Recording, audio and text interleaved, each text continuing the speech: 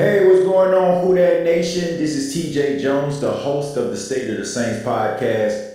Coming up here on the State of the Saints podcast, we give our final thoughts on the Saints' Week 4 loss to the Buffalo Bills. Now, we're also going to be talking about the New Orleans Saints possibly making a quarterback change. Is it warranted right now? Is it necessary? We'll get into that and a lot more. The State of the Saints podcast starts right now. Thank you for listening to my daddy's podcast. Please subscribe to our channel. All I gotta say is, who dat?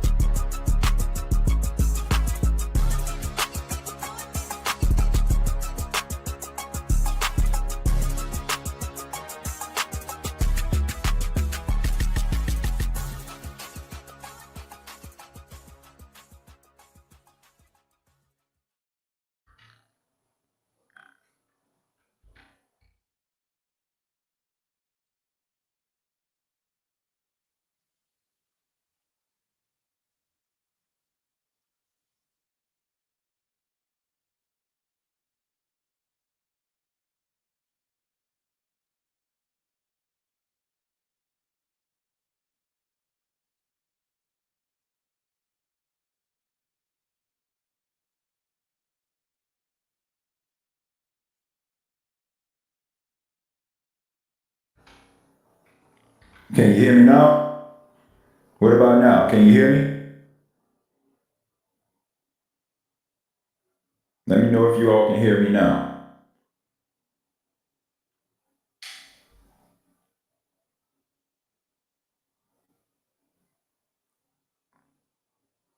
Okay, I'm echoing pretty bad. Okay.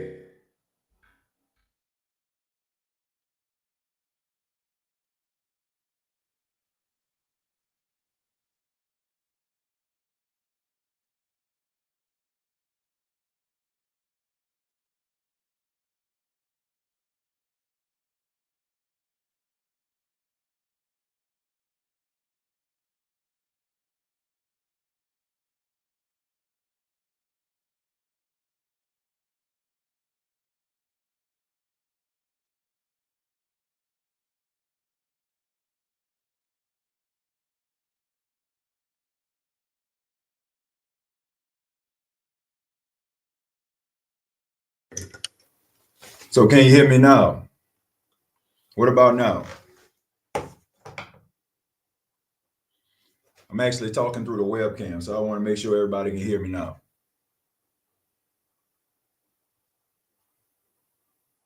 All right. So I'm going to just talk like this, and I apologize if I have an echo in the background. I'm actually talking to you all through the webcam, so I apologize for that. And just to kind of get the energy back in the room, let's restart the show. Thank you for listening to my daddy's podcast. Please subscribe to our channel. All I gotta say is, who dat?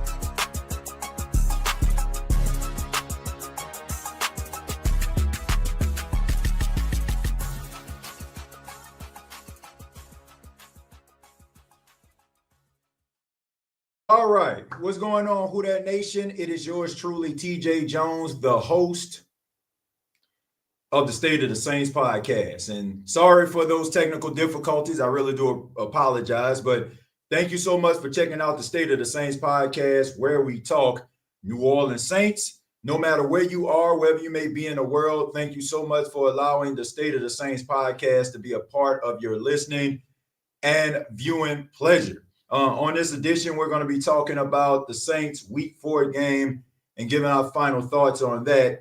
And of course, we're going to be talking about the New Orleans Saints maybe, possibly making a quarterback change. When can we see that possibly take place? Is it warranted now? But I do want to acknowledge the fine folks at MyBookie, who are the official sponsors of the State of the Saints podcast throughout the 2025 season. And I'll get into that a little bit later on how you can take part in an exclusive deal from MyBookie, all right? But let's go ahead and get into it. Let's talk a little bit about the New Orleans Saints Week 4 game versus the Buffalo Bills. Of course, the New Orleans Saints dropped their fourth straight game. They're now 0-4. They lose to the Buffalo Bills 31-19. And it was a step in the right direction despite the loss. The fact that the New Orleans Saints look much better as a football team. You didn't see the undisciplined play that took place against the Seattle Seahawks, where they got beat to sleep 44-13. And they were really dialed in. And they were trying to put the best product they possibly could on the field. So much due respect to the New Orleans Saints. Everybody understands that this is a rebuild, and they're very limited right now. And you have a lot of young players trying to figure it out. But the New Orleans Saints, still so close, yet so far. There was a lot of mistakes in the game, missed opportunities. And when you're a team that's structured the way the New Orleans Saints are, you can't afford to have any type of mishaps. The Philly special that they tried to pull off. As my boy Jon Snow would say, the Gentili special that they tried to pull off just didn't work. Of course, there was an interception opportunity for Pete Warner. He couldn't corral that. And also so many other opportunities that were squandered. The pass by Spencer Rattler that was behind Brandon Cooks. And, so many other things. And when you are a team that is trying to figure it out, and then you're definitely going up against a team like the Buffalo Bills, then guess what? You can't afford any type of mishaps whatsoever. So the New Orleans Saints, in a very valiant effort, tried to put together an upset, but it just wasn't in the cards. I mean, the Buffalo Bills are just one of those teams that are just going to be there in the end. No matter if they're playing their worst football, they still can find ways to win because of the talent and the coaching that they have on the team. Look, the Saints are 0-4 right now. That's the reality. People are talking about moral victories and all that kind of stuff, but at this point, nobody cares about moral victories anymore. Saints fans want this team to win, and they don't care how they get it. They're tired of being in this position every single Monday where we're talking about the Saints putting together a valiant effort, but at the end of the day, not doing enough to win football games. And of course, when you're dealing with this type of situation, everybody starts to look at why the New Orleans Saints or any bad team is in that position, right? In a position of being close, but yet so far. Why can't you get over the hump? And the topic of conversation has been over the last couple of hours has involved Spencer Rattler. As a matter of fact, this conversation has been going on throughout the entire season. Spencer Rattler is the topic of conversation because as of right now, as I speak, Spencer Rattler is 0-10 as a starting quarterback, dating back to his 0-6 start last season. Now, everybody is saying that what you see is what you get from Spencer Rattler. Look, I understand that the New Orleans Saints fans want to see this team win. I also understand that the whispers are going to get louder as long as Spencer Rattler is the starting quarterback and the team don't win games. But all I'm saying is it doesn't matter what the New Orleans Saints do at the quarterback position. You're not going to generate results. If the New Orleans Saints get one win from Tyler Shough, and you can say that's a step in the right direction, but you're still a losing football team. Everybody wants to see what the backup quarterback can do, especially since Spencer Rattler, once again, has not won a football game. But I honestly feel that the New Orleans Saints understand where Tyler Shough is as a quarterback. And they also understand that you have a loud, a loud sample size of Saints fans out there that are very loud and boisterous, that talk loud, that are very frustrated, and they want to see change. But when change actually occurs, they are not willing to have the patience to be able to see it through. Case in point, this whole rebuild process. Everybody was clamoring for change. Everybody wanted to see a rebuild. Fire Dennis Allen, fire Mickey Loomis, fire Pete Carmichael, fire this guy. We need to see a change. Get rid of Derek Carr. All these things that Saints fans have wanted for I don't know how long. And then finally, they get what they want, and they don't have the patience to see it through. Saints fans, I'm sorry. I might lose some people on this episode, but some of y'all need to hear this. Some of you Saints fans don't know what you don't know. You are loud, you're boisterous, but you're also speaking from a place that you have never experienced in your entire sports life. I look at it this way. A lot of these Saints fans that are talking right now have never experienced hardships like they experience right now as a Saints fan. I'm going to say that again. A lot of you who are going at Spencer Rattler, going at the coaching staff, going at the organization, have never experienced what you have experienced over the last 3 to 4 years. If you are like about 28 years old, right? You start watching football and understanding the concepts of football maybe when you were like 10. So all you know your entire life was the New Orleans Saints being a relevant franchise, winning football games. That's all you know. So if the New Orleans Saints aren't looking apart, you don't know what the heck is going on. You have a penthouse mentality, and you lost all your money, and now you're in the outhouse. You don't know what it feels like. You never experienced any type of hardship. So that's the reason why people can't grasp the concept of a team in a developmental process, because the Saints, around the time you were watching them, were pretty much a finished product. And you know more times than not that the New Orleans Saints were going to beat their opponent on Sunday. What these quarterbacks are going through is what many organizations go through. You can talk about standards. You can talk about what Drew left behind. You can talk about what Sean Payton left behind. But the fact of the matter is, football is about moments in time. Once upon a time, the San Francisco 49ers were a team of the 80s. Once upon a time, the Dallas Cowboys were the team of the 90s. Once upon a time, the New England Patriots were the team of the 2000s. But you look at these franchises right now, they're not the same. 49ers have found success over the last few years, but there was a good 10 to 12 years where the 49ers were trying to find themselves in the West. The New England Patriots for over 20 years with Bill Belichick and Tom Brady were the class of the entire NFL. Right now, the New England Patriots, although they beat the brakes off the Carolina Panthers, are not the same football team. And the Dallas Cowboys have not went to the Super Bowl since the Fresh Prince of Bel-Air was on air. So the reality is teams go through hardships. They try to replicate the success that they had, but they have to make sure that they get the right quarterback. They got to make sure that they get the right coach. And sometimes that doesn't happen in a year. It doesn't happen in 2 years. And you got to be able to have the patience and understanding of the process. People want to see this finished product in the form of a quarterback position. The reality is you have two young, inexperienced quarterbacks that are going to make mistakes. You can watch all 22 you want to. You can talk about this throw and that throw all you want to. The reality is, in order for the New Orleans Saints to get out of this situation, these young quarterbacks are going to have to develop. And it doesn't mean that, let's just throw them out there. Because the reality is, you all are griping right now. You know who I'm talking about. You're griping right now about the state of the Saints and how they look right now.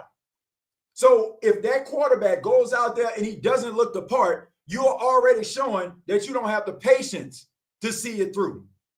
These quarterbacks are going to make mistakes. They are going to make the bad throws. They are going to make the throws that aren't going to be there. It's just the reality. When Drew Brees came to the New Orleans Saints, Drew Brees was in his 7th season. So Drew Brees was drafted in 2001 by the then San Diego Chargers. So he had 6 seasons to be able to figure out what type of quarterback he was going to be. And if you go back and look at Drew Brees in the beginning of his career, he didn't look like he did then. People want Spencer Rattler to be a finished product. They want Tyler Shough to be a finished product. But the fact of the matter is, they're not. When you have a 5th round pick, he is going to come with some baggage. He is going to come with some, needing some work. If you're a 2nd round pick, you're going to need some work. This isn't Disney. This isn't like one of them little feel-good movies where the underdog just becomes a success overnight. It takes time. You may say, "Oh, we ain't got no time," but this is where you are. When you squander the salary cap, when you hold on to players too long, when you make bad decisions in the draft, this is where you are. So you got 2 options here. You can sit up here and talk about what the Saints need to do without looking at what's obviously in front of you. Or you can just sit and have the patience and see this whole thing that you wanted to happen, which is a rebuild, try to see it through. Let's talk about Spencer Rattler. Now, Spencer Rattler on yesterday. Spencer Rattler's stats, he was 18 of 27. He had 126 yards, 1 touchdown. He was sacked 3 times, QBR of 73. He missed a couple throws in the game. As a matter of fact, I will admit, like, people don't think that I see any wrong in this guy. And I'll get to that statement in just a second. There were some throws that he has missed throughout the season that could have ended in touchdowns. That's just the reality. But here's the thing. What people are doing, they're making it seem like this dude has no redeeming qualities whatsoever. They're also saying that this guy hasn't improved at all as a quarterback. And that is why I am sitting up here defending Spencer Rattler, because he is not the same quarterback he was last season. He is showing improvement. If you're telling me that a quarterback who was a 5th round draft pick and he's out there in control of a football game and he's missing some throws, it's not like, oh, he's terrible. Is he throwing the ball down the field, getting picked off several times a game? No, he's not. Is he staying ahead of the chains? Yes, he is. Does he need to improve on his accuracy? Yes, he does. But that's one quality that can improve. People are telling me, oh, well, you are what you are. If you're not accurate as a quarterback, then that means that you'll never be accurate. Well, I want to tell y'all something. Stop buying into narratives that people say. I hear what other people say. I tell y'all all the freaking time. Stop listening to Monday Morning Quarterback telling you how to think and feel. Do your own research.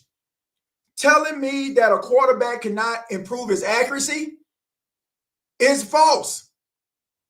Saying that quarterbacks can't improve when they have accuracy issues is false.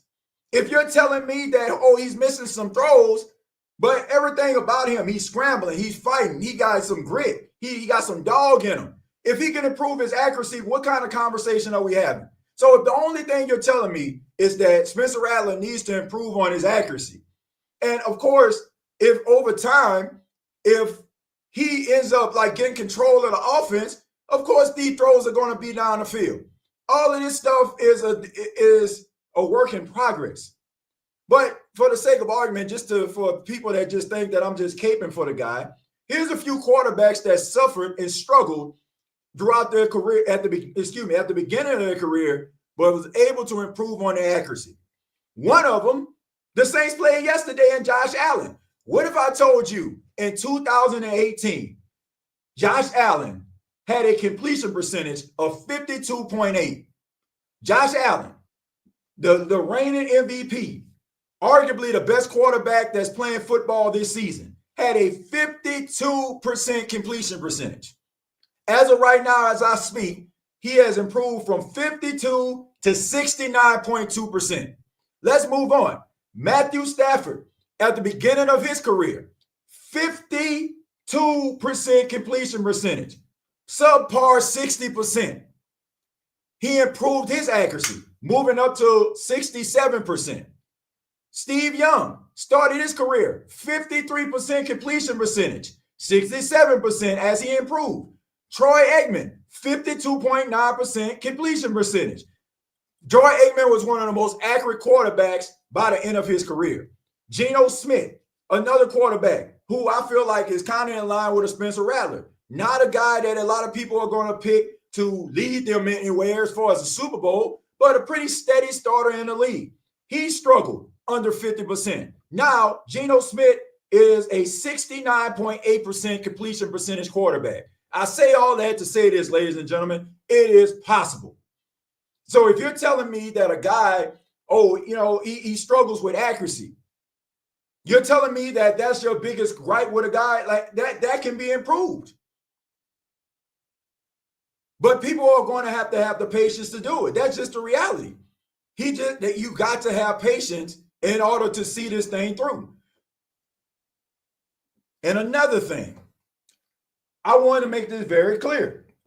Just because I'm out here defending Spencer Rattler does not necessarily mean that I'm sitting up here telling you that he's the future of this franchise. If I'm being honest with you, I think that both of these guys leave a lot of meat on the bone. I don't think that the starting quarterback of the New Orleans Saints is on the roster. I think that you have two guys that can keep things afloat and maybe, end up being some solid starters in the league. But if we're talking about team on back, if we're talking about flirting with MVPs, if we're talking about making our division foes jealous of the quarterback play like in years past with Breeze, none of these gentlemen, I feel like, fit that mold. But you can win with these quarterbacks if you put things around them. So at the end of the day, he can improve his accuracy. If you're telling me he has no redeeming qualities, then I just feel like it's false. If you're telling me that your gripe is, he overthrew a player or he threw a pass behind him, that kind of stuff can be corrected if a quarterback is committing to correcting his mistakes. And everything that tells me about Spencer Rattler tells me that he wants to be the best quarterback that he could possibly be in the NFL. Because when the Saints drafted Tyler Shough, that could have been Spencer Rattler, that could have been his way of being down on himself, doubting himself. But instead, he rose to the occasion and made it very interesting. So interesting to the point where he made the New Orleans Saints make him the starter over a guy that they wanted to be the starter in Tyler Shough, the guy that they wanted to draft and be their guy. So everything about Spencer Rattler is telling me that this dude is doing whatever it takes to be the best that he can possibly be. So for something like accuracy to get in his way, I think that he will do everything in his power to improve that. But Saints fans, once again, are going to have to be patient. You're looking at Spencer Rattler through Drew Brees, Drew Brees lens. And people just don't realize that. They just don't realize that. They do not want to come to grips with the fact that Drew Brees has spoiled them so much that he has completely skewed the way that you look at the quarterback position. Drew Brees is the most accurate quarterback of all time. Think about that, folks. Think how many quarterbacks have been in the league for over 100 plus years. He's the most accurate quarterback of all time. There's not that the chances are you seeing a Drew Brees with that type of marksmanship and accuracy probably ain't going to happen for another 40 or 50 years. But you can get some guys that playing steady at the quarterback position and surround those quarterbacks with some capable players on the offensive line, at the running back position, and at the wide receiver position. If you do that, then I guarantee you they will be able to find success. But it takes a gumbo to make a team work. You have a few outliers out there that they can stand alone. They can stand alone. But with the New Orleans Saints and many teams, they need a supporting cast. The days of quarterback putting team on back, the days of a quarterback just basically going out there with subpar talent and making it look better than what it was, the Saints aren't there anymore.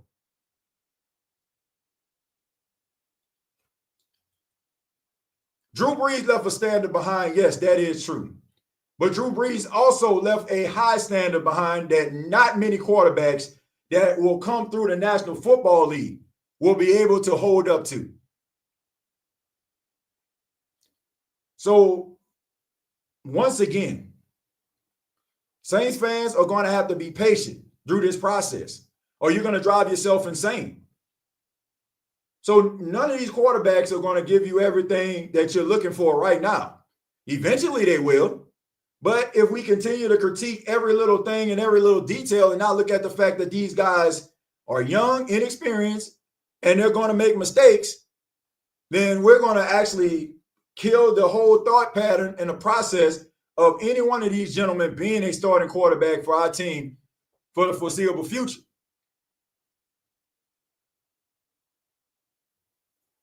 I'm going to take a few of your comments, but I do want to mention that this show is brought to you by MyBookie. I ask that you download the MyBookie app, and there's a special right now that you can have a $500 buy-in option, okay? So if you bet up to $500 and you select the buy-in option, you will be able to get your $500 back. No harm, no foul. You can bet safely and you can sleep at night, all right? All you have to do is download the MyBookie app and use the promo code SAINTS. You can actually bet on the Saints versus Giants game. As of right now, the Giants are a 2.5-point favorite over the New Orleans Saints. The line started at 2.5. So if you feel like the New Orleans Saints are going to cover, you can go ahead and place your bets. If you feel like they won't, you can place your bets there as well. MyBookie is the place to go. Shouts out once again to MyBookie, the official sponsor of the State of the Saints podcast.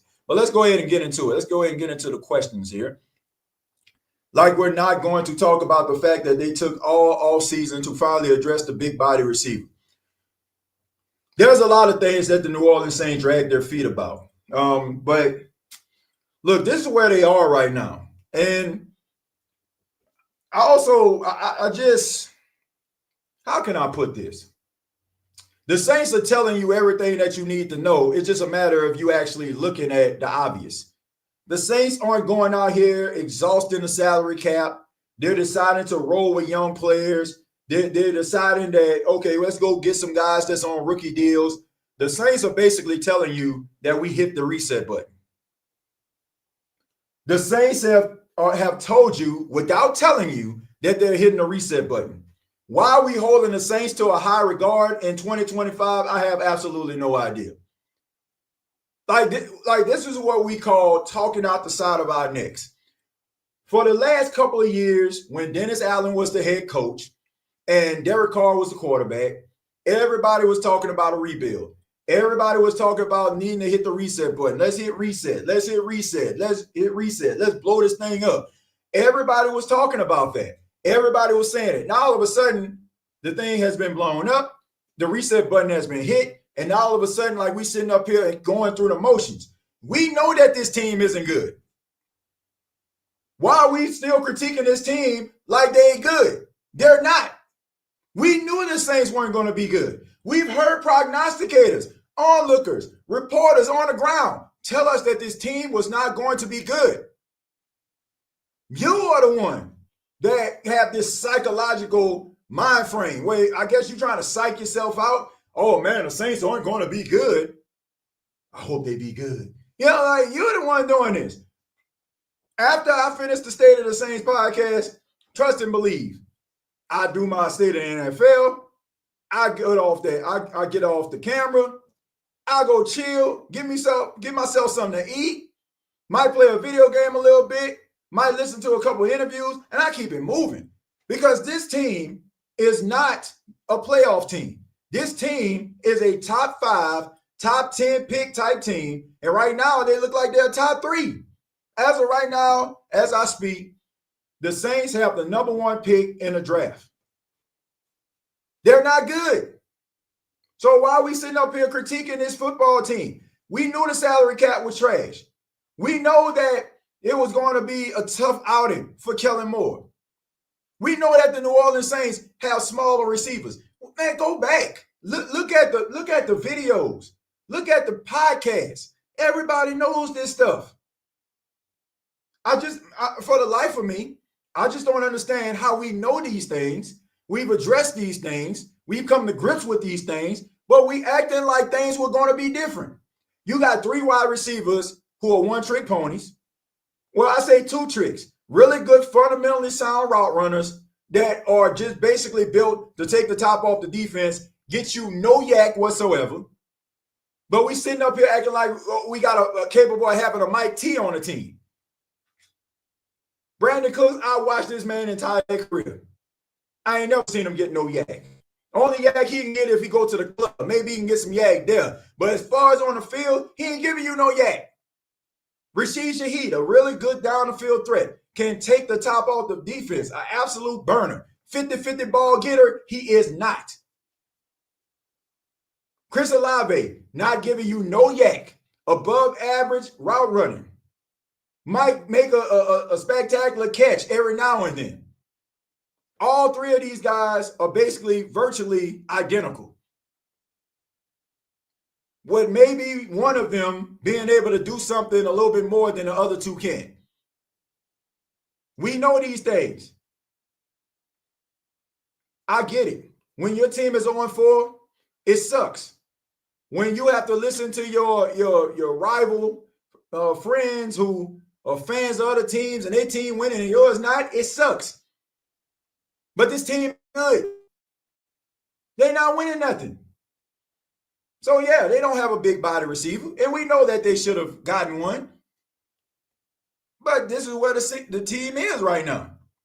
The Saints have squandered the salary cap so much that they have no choice but to go out here and get players that are on a cheap deal, get for the low price of $3.99 and try to win football games with them. But the reality is you're not going to get anything right now.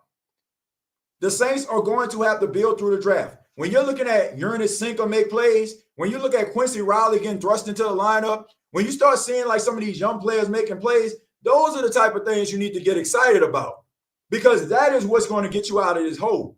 Not sitting up here wondering, is a 6-7 year veteran who basically already showed you everything that he's going to show you is capable of turning into Luke Kuechly or Ray Lewis if he is linebacker or Darrelle Reeves if he's a cornerback. Like, what you see is what you get, folks. You get what you paid for. And sometimes, if you squander the draft, you get what you draft. David, thank you very much for the $5. Says, I remember the paper bag heads ain't. Saints tickets were hard to give away. And Interstate 10 Saints, 0 days. This ain't nothing, folks. Yeah, if some of y'all looking at this modern day Saints team and y'all think y'all going through, man, I wish we had a DeLorean so I can take y'all back to 1995, not 85. Well, some of y'all probably take back to 85. And I guarantee you, you'll be like, okay, let me go back to the present. I'm good. Look at Saquon Barkley and Daniel Jones. Once they got away from the New York Giants and Brian Daboll, Saquon had a ring and Jones might get one this season. I'm just saying. I don't know about no ring for Daniel Jones, but he is playing better. He didn't play good necessarily. He didn't play necessarily well yesterday, but, they played against the Rams. That's a tough outing for any team. Sub TJ, do you think if Rattler can go at least 2-1 over the next few games against beatable opponents, he can secure the starting position a while? Yeah, I think that's what it all comes down to. I think that Saints fans are thinking and looking at this completely wrong. And what I mean by that is their anger is really stemmed towards the organization not winning football games, the team not winning, like being losers right now. Like that's what anger really lies. It's like if you got a leg pain, right? You're not focused on anything except for trying to make that leg pain go away, right? So you're looking for aspirin, or you're looking for something a little bit more powerful than that to alleviate the pain. And right, you know what I'm saying? And sometimes when you're in pain, some of the smallest things are amplified because you're not comfortable. The New Orleans Saints fans, for the most part, are upset at the state of the Saints, the way the team look. If Spencer Rattler goes out and he wins on Sunday, people are going to be excited about the win. And they're not going to be sitting up here with all 22. They're not going to be sitting up here going and debating everybody on social media. They're going to be okay. The fact is, they want to see the Saints win. If Spencer Rattler beats the Giants this Sunday, he wins, the whispers are going to probably be non-existent, at least for a week. So that's what it all comes down to. People just tired of seeing this team lose. This team hasn't won a football game since December of last year, of any kind. Keep in mind, in preseason, they tied with the Jaguars. So we're talking about back in December. That was the last time the New Orleans Saints won a football game. People just want to see this team win. Like, I think that we are directing our focus in the wrong direction. Like, we think, like, that's just the way things go. When things aren't ideal, like, you're looking for the reasons as to why they're not ideal. And some of the time it just be off the wall. It just be off the wall. But all I'm saying is, when it all comes down to it, if we're up here talking about a quarterback, oh, he just needs to work on his accuracy. And I understand that being accurate is a key thing for a quarterback. But if you're telling me that the guy is improving, you see improvement in his footwork, you see improvement in him getting the ball out. If you're seeing improvement about the way he's playing a position, and you're also just saying, okay, well, he needs to work on his accuracy. So he worked on his footwork. He worked on his ball, he worked on the decision making. He worked on minimizing the turnovers. But accuracy is where you draw the line. Like, man, it's like, what are you watching? I want people, and I want individuals to think about this. All right. Let's just say, for example, your significant other is upset with you, right? And let's just say they got a gripe about some of the things that you do. Oh, you don't wash the dishes. Oh, you don't make the bed up. Oh, you wait too long. You procrastinate about this, right? Let's just say, for example, you have a come to Jesus meeting and you sit down and say, you know what? I can't pay more attention to, putting time away to wash these dishes. Yeah, man, I'm the last one in the bed. Yeah, I can make this up, right? And let's just say you wash the dishes, you start making a bed up, but then you still procrastinating a little bit about other things, right? To sit up here and say, you never listen to me. You don't never pay no attention to what I'm saying. If I'm making a bed up and I'm washing the dishes, that's a step in the right direction. Telling me that, okay, I need to work on procrastinating is another thing, that I'm showing you that I'm capable of being an effective listener and applying things. But if I'm so hell-bent on focus on the things that you don't do, of course, it's going to tick me off. I made a tweet and I said that Spencer Rattler is improving right in front of people's eyes, but because of the mistakes that he makes, everybody is focusing in on that. And so now everybody's just looking at like he has no redeeming qualities. Get him up out of here. The guy is showing you that he can improve in areas. It may not be at the pace and the speed that you would like, but to say that the guy hasn't improved at all because, he needs to work on his accuracy. Okay, cool. But at the end of the day, don't act as if that's not possible to obtain better accuracy. Because I already read you all some stats on some quarterbacks that started their career questionable at the accuracy, in the accuracy category, and they found success over the course of time. But you got to be patient. And that's something that Saints fans aren't because the team is losing. So sit him on the bench because he's not accurate. But if Spencer Rattler leaves the New Orleans Saints and he goes to a team and he improves his accuracy and that team finds success, then you sitting up here talking about how the front office, oh man, they let another guy go. They let him go. They let him go. Man, Trey Hendrickson only had one pass rush move in his entire arsenal when he was with the New Orleans Saints, which was that bull rush. Saints let him go. This man has had back-to-back 17 and a half sack seasons. And I heard the same stuff talking about Trey Hendrickson. Man, he always hurt. Man, I don't know, man. I don't think he's just a middle-of-the-road pass rusher. I told people, and I encourage you to go back and take a look at my statement on Trey Hendrickson. I said if the Saints get rid of Trey Hendrickson, that will go down in history as one of the biggest mistakes in franchise history. Go back. It's wrong, the episode with the Jadeveon Clowney, when everybody was talking about getting Clowney and not worrying about Trey Hendrickson. Go back and take a look at it. We are not patient enough to allow guys to evolve. And another thing, I heard somebody say this, and I'll get back to the chat. I heard somebody say, well, they weren't criticizing Rattler the way that they criticized Derek Carr. Spencer Rattler is in his second season as a quarterback. Derek Carr was in his, 10, 11 season?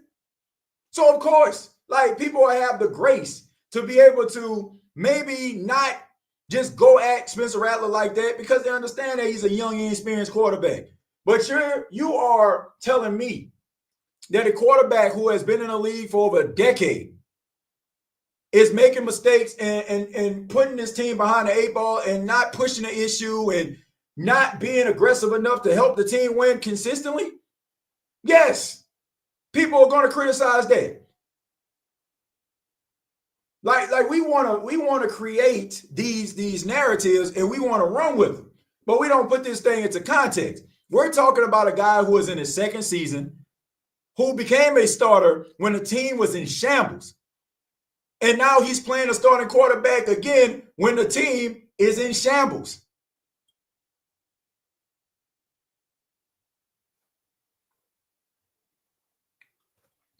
TJ, I think a lot of the fans understand that Rattler is serviceable and can improve. I think it's more a question about the unknown, the possibility of Shough being better. Both can be true. Look, if you take Tyler Shough and you put him on the field, you would probably see something that Spencer Rattler does not provide. But you also will see something that Spencer Rattler provides that Tyler Shough doesn't. So let's just say, okay, Tyler Shough, he can push the ball down the field. Okay, cool. But Tyler Shough will also probably put the ball in harm's way and get the ball turned over, and something that Spencer Rattler probably wouldn't do. What people need to understand, like, what you're going to be doing is, okay, you sacrifice serviceable quarterback play because I want to see a deep ball down the field. Okay. If he's providing a deep ball down the field, but he's turning the ball over and getting the ball back to the offense of the opposing team, then what? Okay, well, man, that was a really good deep ball interception right there. Like, Spencer Rattler has qualities that Tyler Shough doesn't. Tyler Shough has qualities that Spencer Rattler doesn't. Maybe if you put some of the qualities together, you'll probably have yourself a really good above average quarterback. But people just think all of a sudden, like, man, this dude just about to go out there and light this mug up. Why? Because you seen Jackson Dart do it yesterday? Why? Because you seen some of these rookie quarterbacks come in and find success instantly? So all of a sudden that's going to happen to my team? It was pretty obvious that Jackson Dart was going to be a pretty good quarterback. We seen it in preseason. We seen the way that he was commanded, his command of the offense. We see the way that he carries himself. We seen him play in college. We seen the accuracy. That's one of the main reasons why a lot of us wanted Jackson Dart to be drafted by the Saints. But we're talking about different quarterbacks. And just because it works for one team doesn't mean it's going to work for yours. And another thing, we got to stop with this parody situation and trying to reinvent these moments in time where, we want to try to find ourselves another Drew Brees. Well, let's try to get a veteran free agent quarterback. Wherever quarterback you get, whether it's one of these young quarterbacks or you go through the draft, there's a chance that quarterback is going to leave something to be desired early in his career. And trying to be quick to get on the bus to say that the guy is a bust is not the answer. It's not the answer, man. I'm not going to say, I don't want Tyler Shough to be out there if he's not ready. Man, we need to see what we got. It's not going to be an indicator. If Tyler Shough goes out there and he isn't up to par, we give him 6-7 games and he plays pretty bad. Or, he probably plays decent, but not to a point where he convinced Saints fans that, we need to invest in this. That's not an indicator of what he can be as a quarterback for the future. That's what I want people to understand. Tyler Shough, if he was ready, they will put him out there. And I also want people to understand that you don't want to put this guy out there for the simple fact that just because you want to see him, and like I said, he goes out there and he doesn't play the way that you expect for him to play or want him to play, then all of a sudden, man, we doomed. We doomed, bro. We ain't got no quarterback, man. Man, we need to get this guy and that guy. But if you would have set him down and allowed him to be able to develop as a quarterback and not just thrust him out there just because you can say, man, let's see what Tyler Shough can do this Sunday. Who knows? Probably the next season, he'll probably come out there with his hair caught on fire. But like I said, man, we are an impatient fan base. We irrational. We reactionary. We get in our feelings. We go back and we try to find ways to try to justify feelings and views. And I'm telling you, players develop. I'm telling you right now, man, you got players out there that couldn't play dead in a Western starting off their career. They start to get better. I can give you some names of some players. I can remember Tiki Barber, former Giants, and we talking about the Giants, former Giant, had a fumbling problem. Good running back, but always put the ball on the ground. Giants was like, man, we see something there. Let's go ahead and try to get him a running back coach, fix the way that he carries the football. Tiki Barber had a pretty respectable career with the Giants. You got to be able to develop these guys. I mean, there are several other, pass rushers who team haven't developed when these guys were just raw. But you got to be able to have patience. Saints fans don't have patience because a lot of you joined when you didn't need to have any. I'm going to say that again. A lot of these Saints fans do not have patience because you jumped on board when you didn't need any. Because you knew that the Saints were pretty much a finished product. It was just a matter if they can get to the big game or not. So patience is not your strong suit because you never had to practice it. Welcome to the new age of Saints football where you're going to have to practice patience or you're going to be miserable throughout their 2025 season and maybe even beyond until they figure this thing out. Got to be able to practice this patience when it comes to these quarterbacks. Man, I wanted us to draft Dart. Yeah, I wanted him too. I would rather, I felt like, he was a good quarterback. And, the confidence that he came with, I think that would have been a shot in the arm. Only one win so far between the rookie quarterbacks. Are we talking about all rookie quarterbacks or are we just talking about these rookie quarterbacks? Because none of them won a game. Just funny how 28-3 Falcons did something, beat a Commanders team without Daniels. Yeah, but they don't care, man. They're going to take it any way that they can. I wanted Jackson Dart on Saints, but y'all don't see me whining and complaining unlike some people wanted Shadur. Yeah, I mean, look, people want Shadir Sanders. I wouldn't mind the Saints drafting Shadir Sanders, but he's not with the team. So this is what you got. TJ, regardless of Rattler improving, do you think the Saints will move to Shough regardless if we keep losing? Not saying they should, but do you think they will? Oh, absolutely.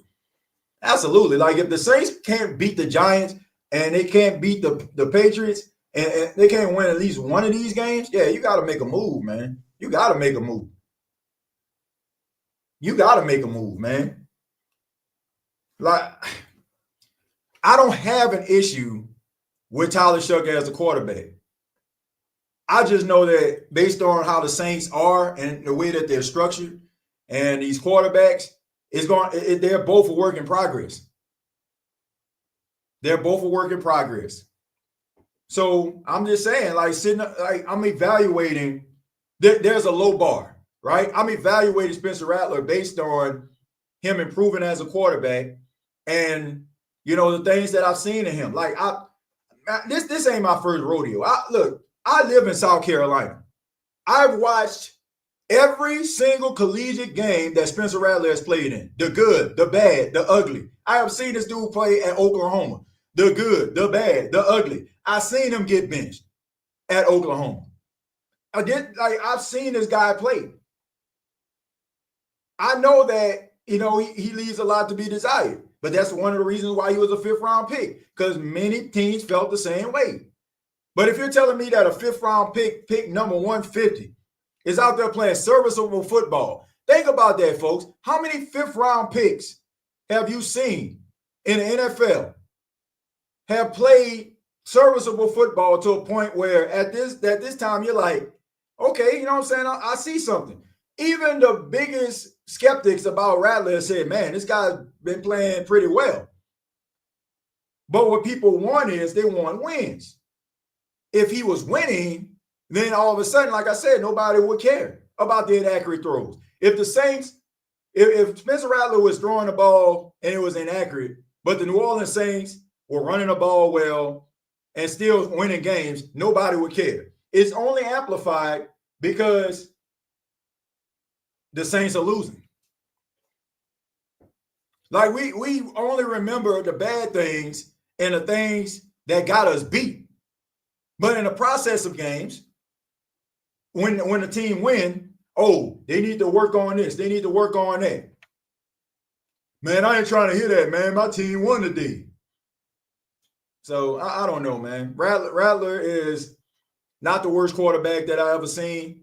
He is a work in progress. And, the things that are wrong with his game can be fixed. Like the things that are wrong with Tyler Shough's game can be fixed. When you can't fix a quarterback or fix the issues that they have, like that's when it's a problem. But when you see improvement from a quarterback, and the things that are wrong with him can be fine-tuned and fixed, of course that I'm a stand in a foxhole for that quarterback. Of course I'm a stand in a foxhole for that player. Because I feel like you can fix those things. And if you fix those things, I'm not saying the dude going to be a franchise quarterback, but he damn sure if somebody was to go down and he's the backup quarterback can win you some football games. TJ, be for real. Do you think that man is going to get a win? I don't see it. I don't know if he's going to get a win or not. I don't know. I don't know if he's going to get a win. I hope that he gets a win, but it's going to take an effort by everybody. If the Saints play like they played Sunday and they take advantage of some of the opportunities that present themselves, then yes, I feel like the New Orleans Saints can win a football game. I feel like Spencer Rattler can win a football game. But it takes everybody. That's just what it all comes down to. The quarterback that puts team on back is not there yet. He don't exist inside of the Saints organization. So it's going to take everybody. It's going to have to take the running game to get hot. It's going to have to take that offensive line to play the way that they did last week. Well, yesterday, if you're watching this on a Monday, it's going to have to take that. It's a collective effort, folks. Football is the ultimate team sport. It's the ultimate team sport, especially when you have a game manager, because that's what Spencer Rattler is. He's a game manager. And when you have a game manager, you got to be able to do your part. You can't be dropping passes. You can't be out here with holding penalties. You can't be out here not finding the wrong holes as a running back. Like, everything has to fall into place in order for it to work.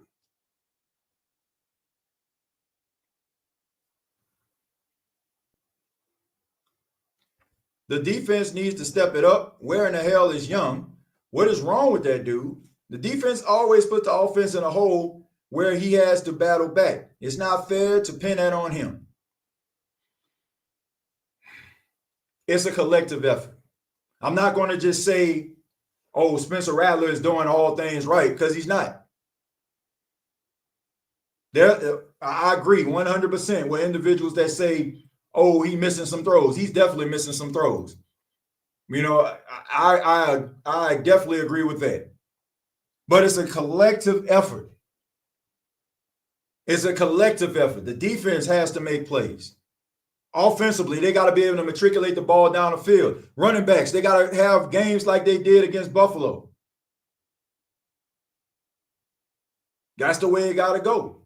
Once again, the team on back quarterback is not in the building anymore. So it's going to have to take everybody to do their part. It's going to take Rattler being able to hit his wide receivers in stride at times. It's going to have to take him being able to get the ball to the end zone, in the red zone. It's going to have to take the running backs to be able to have big games and average 5 yards a clip. It's going to have to take everybody. It's going to have to take Blake Grupe making field goals like he did against Buffalo. It's going to have to take Yernis Singer getting the ball back to the defense. It's going to have to take Pete Warner. Like, this team, like, man, shouts out to Luke Johnson. I was watching the Saints Insider post game last night, and he hit the nail on the head. He said the Saints cannot afford to be sexy. I think that was a great statement that he made. He said the Saints can't afford to be sexy. And that's just the truth. Like, you gotta be grimy. Like, you gotta find a way. Like, you gotta be like, man, I just lost my last. Like, I only got $2. I just came from Vegas, and man, I'm wiped out. All I got is $2. And I need to get home, right? You know what I'm saying? I need to find a way to get back home. So, you know what I'm saying? You got to be desperate. You got to be that type of desperate. If you're the New Orleans Saints, being structured the way that you are right now, you got to be able to get points any way that you can. If you have to sacrifice and be like, okay, man, look, we just going to run this football. We don't want Josh Allen to get the ball back. Run this football. Run it. Run the timeout. Or how many timeouts they got? They don't have any. Run the football. If Kendre, who has been running well, can't get it, if Alvin can't get the touchdown, let's just kick a field goal with Blake Grupe. Chip shot field goal. Down by 1. Maybe we get a 2-for-1. Leave a little to no time on the clock for Josh Allen to be able to operate going into the half. That's what you do. Takes a collective effort, folks. Facts. Look how they wrote Baker off. Keep in mind that's the #1 offense in the NFL this year. They lost to a rookie quarterback. Everybody talking about Rattler, but what about Kellen Moore and the coaching staff? I thought that this was Kellen Moore's best game as a play caller. I really do. I think that he had a really good game plan. They basically broke it down and like, okay, this is not a really good run defensive team. Let's run the football. That was a good game plan. Like, you gotta be able to plan and plot and come up with strategies to be able to attack a team. So yes, ladies and gentlemen, I feel like that was one of his best game plans. But look, I also feel like Kellen Moore is handcuffing Spencer Rattler. I do. I think that they have pounded it into his head so much to be able to just take what the defense give him he's not like really looking at he's not looking at plays that warrant a potential risk. That's the way I'm looking at it. I think that they are trying to coach mistakes out of him, and they ended up like basically taking some of the things that made him who he is. Because Spencer Rattler, like throughout his entire career, like he's a little bit of a risk taker. He's like a gambler. Like how we talk about, oh man, the deep ball is down the field and you got to give your wide receiver a chance to get the ball. Like that's where that man lived. But I'm pretty sure they probably talked about like, okay, man, we got to stay ahead of the chains. We got to make sure that we take what the defense gives us. We can't be out here trying to be too aggressive. Look, man, you 0-4. Your offense is about as stale as bread left open on the counter 24 hours. And you got to be aggressive, man. You know, I want to take y'all back to 2017. And this was Alvin Kamara's rookie year. And y'all remember when Alvin Kamara had that really good preseason and everybody was excited to see what Alvin can do. And, you know, the Saints, I want to say maybe played like two games. And I think a member of the media asked him about utilizing Alvin Kamara, right?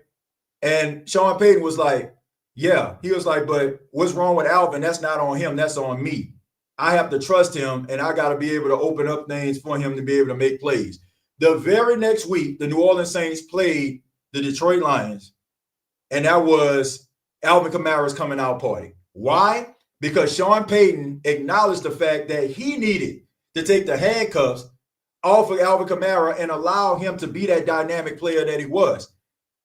It might end in a blaze of glory. It might end up in an absolute dumpster fire. But you got to allow this guy to be able to do the things that he can do in order to make these plays. Like, it's just the truth. Like, look, they have probably pounded it into his head that, okay, man, you just got to take what the defense give you. Okay, you know, like, okay, we're going to look down the field. Okay, man, you can check it down right here. Let's stay ahead of the chain. Let's eliminate the mistakes. That's what it all comes down to. So, you know, like, I understand what Kellen Moore's position is. Like, you're very limited. You can't afford to be going out there turning the ball over left, right. But you got to be able to give this guy an opportunity. Because, look, if it doesn't work out, like, it just doesn't work out. But to leave meat on the bone when it comes to Spencer Rattler, when it comes to leaving meat on the bone with Tyler Shough, I feel like that's a disservice to those guys. And it's also a disservice to the fan base because you're not getting a fair depiction of what this quarterback is capable of. I'm just telling you, man, like, don't go and watch Spencer Rattler highlights.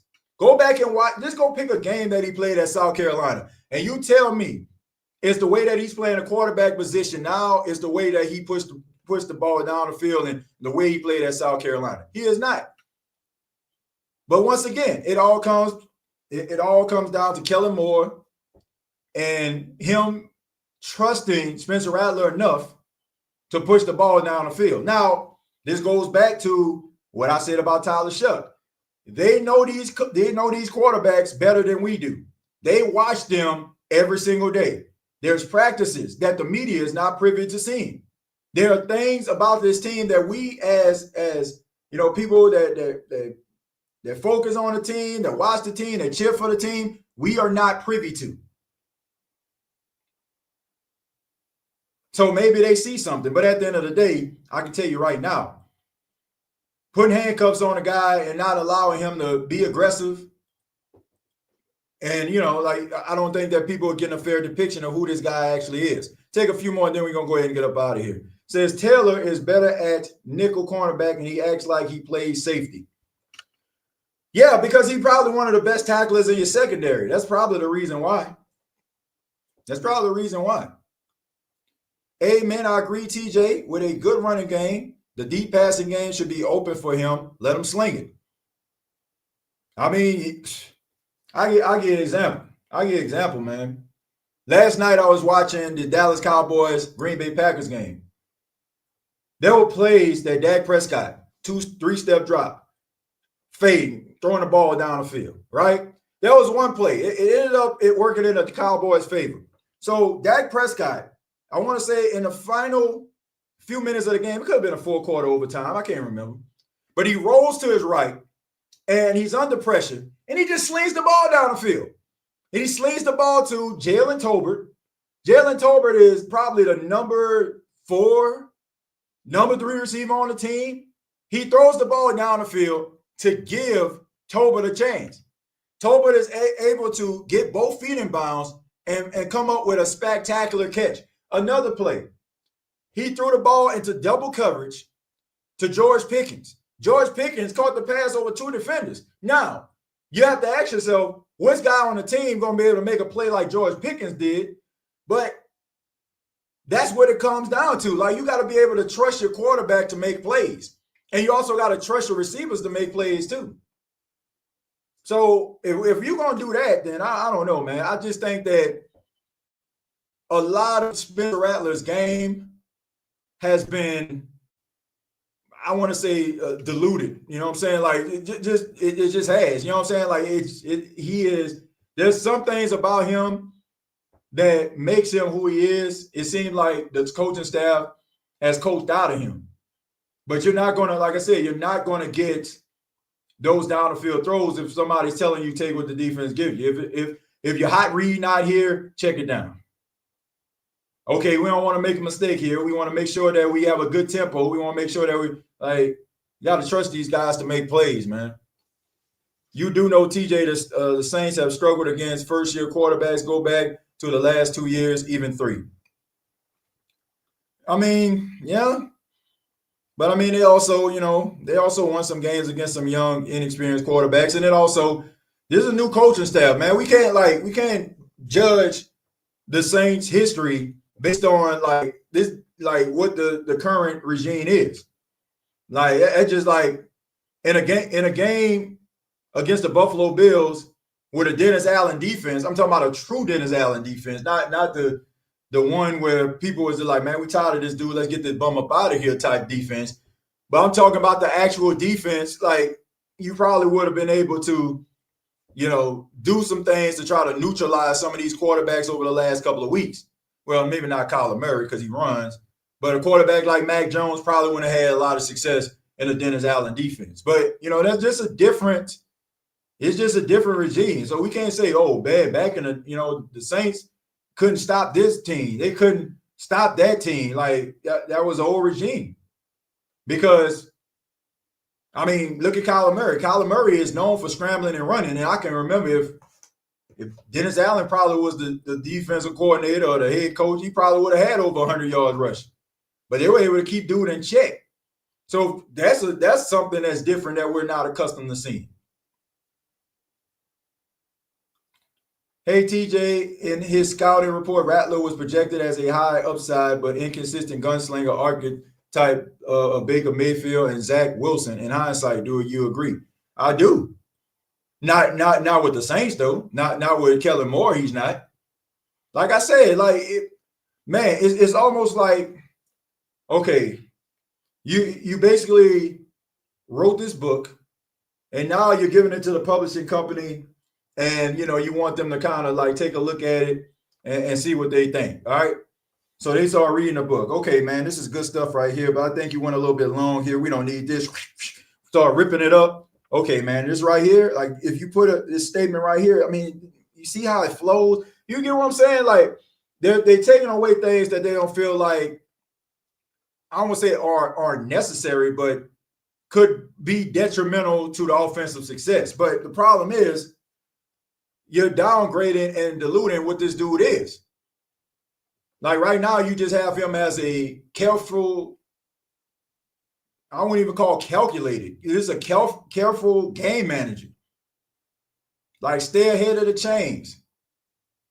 Like, people are like, man, I ain't even know Spencer Rattler, man. I ain't never seen him scramble like that, man. Spencer Rattler be scrambling outside the pocket, fighting for extra yards all the time.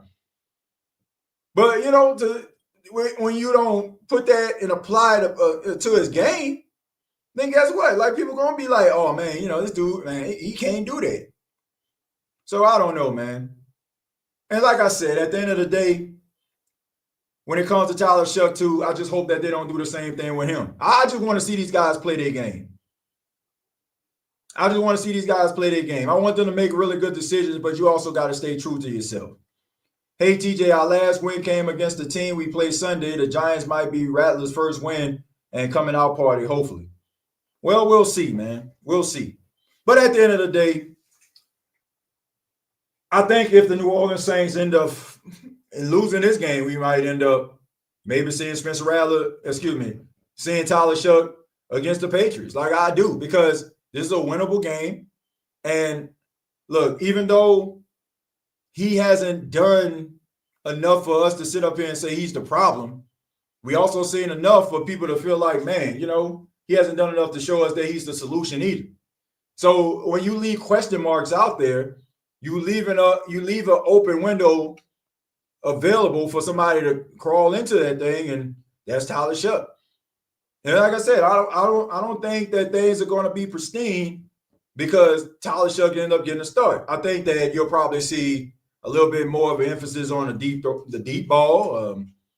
I also probably think that you'll probably see Kellen Moore open up that playbook a little bit more too. I do. So like I said, both quarterbacks need to improve in certain areas. But look, I like Tyler Shough. I like him. I like Spencer Rattler. And I think that shouts out to my boy, that boy Wolf, man. Shouts out to Wolf. He said that the Who Dat Nation is pretty much in shambles. I'm paraphrasing. He said that we sitting up here talking about mid quarterbacks and have been at each other's necks over the last couple of years over mid quarterback play. And I can't agree with him more, man. I mean, it's just the truth. When you look at how this team has been over the last couple of years and how far removed they are from stellar quarterback play, it's just frustrating, man. It's some dark times within the Who Dat Nation. Yesterday, part of the show where, I got into a little bit of a debate with my guy Motivated. And I got to tell you, man, going back and listening to that, that's not the type of energy I want to be on. I didn't necessarily agree with what he was saying, but I don't feel like I respected enough of his position. And, that's not where I want to be. But I also think about the fact that although I'm a broadcaster, I'm a podcaster, writer, etc., at the end of the day, like I don't want anybody to just not feel like my opinions and views aren't valuable. So although, like I said, I don't agree with some things and some things I do agree with, I respect the person's position to say it. And I just think that Saints fans are in a dark place right now, and it's extremely frustrating when your team is losing, when you're not winning football games, when everybody seems like, I got the answers. I know what's wrong with my team. They need to do this. They need to do that. They need to start this guy. They need to start that guy. And then you have a bunch of Saints fans out there that's at each other's necks. But at the end of the day, we all want the same thing, right? I mean, we might have different ways of getting to those results, but at the end of the day, all Saints fans want is for this team to be good. And me personally, I don't care. Look, I don't care how they do it. I don't care how they do it. I don't care if it's with Spencer Rattler. I don't care if it's with Tyler Shough. I don't care if they go into the draft, if it's Lenore Sellers. I don't care if it's Mendoza. I don't care if it's Drew Aller. I don't care who it is. Just give me some dubs so we can talk about winning. So I feel like this Saints fan base can heal. I just think that people are upset, but the reality is they're not upset at each other. They're upset at the state of the Saints, not this show, but the product on the field. People just want to see improvement. And like I said, man, I don't want to be like this. I don't want to be sitting up here going back and forth on social media. I don't want to be sitting up here going back and forth with fans that want the same thing. So at the end of the day, In the words of the late Al Davis, just win, baby. Just win, and I guarantee you, people will shut the hell up. Like, I mean, it's just the truth. People just want to see this team win.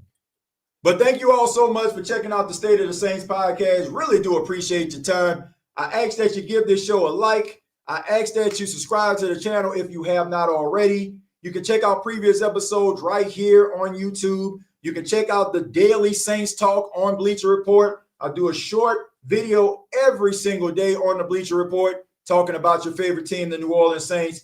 Tuesdays, you can find me on the NFC South Roundtable every Tuesday night at 8 p.m. Eastern, 7 p.m. Central. We'll be talking NFC South football over there. Should be interesting.